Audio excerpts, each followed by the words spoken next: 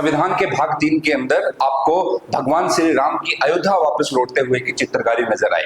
तो क्या है इसके पीछे की कहानी, आइए समझते हैं एक बार। एक्चुअल में इसको लेकर काफी फेमस केस है सुप्रीम कोर्ट का, और उसमें हुआ ये था कि जब संविधान के ऊपर चित्रकारी की बात आई थी तो संविधान के अलग अलग भाग के अंदर आपको सिंधु घाटी सभ्यता से लेकर वर्तमान तक के जो है परिदृश्य नजर आएंगे, मतलब 1950 तक के परिदृश्य।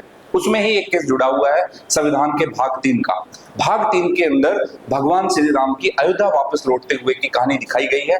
अब इसको लेकर एक वर्ग नाराज हुआ और उन्होंने कहा कि हमारे प्रियम्बल के अंदर जो सेकुलर वर्ड लिखा हुआ है, जो पंथ निरपेक्ष शब्द लिखा हुआ है, कहीं ना कहीं ये उसका खंडन करता है और संविधान सबको बराबरी का दर्जा देता है। संविधान सभी धर्मों को बराबरी की बात करता है, all are equal in opinion of state.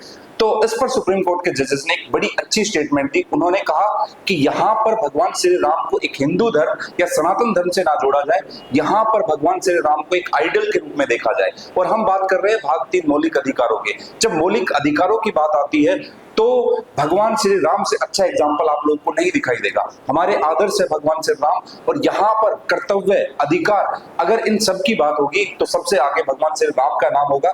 तो आपको भगवान श्री राम को एक व्यक्तित्व के रूप में देखना है, एक ऐसा व्यक्तित्व जो सरकार के लिए जरूरी है, एक ऐसा व्यक्तित्व जो हमारी जनता के लिए जरूरी है। देखो, अधिकारों की आवश्यकता कब पड़ती है? अधिकारों की आवश्यकता तब पड़ती है जब हम अपने कर्तव्य को पूरा नहीं कर पाते। भगवान श्री राम ने अपने कर्तव्यों को पूरा किया, उन्हीं कर्तव्यों को देखते हुए हमें अपने अधिकार भी मिलते हैं। तो अगर हम अपने कर्तव्य पूरा करते हैं तो सरकार हमें हमारे अधिकार भी देती है। धन्यवाद।